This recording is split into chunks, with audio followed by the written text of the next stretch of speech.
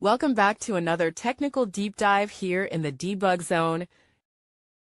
Today we're tackling a big question and breaking it down with insights from other users. Hopefully this clears up some misconceptions and helps you get the answer you need.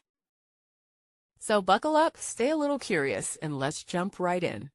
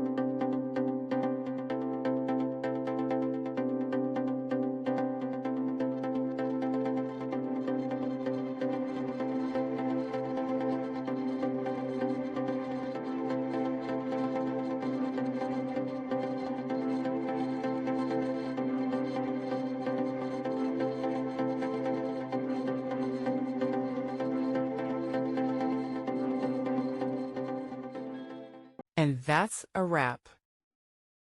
I hope you found the answer you were looking for.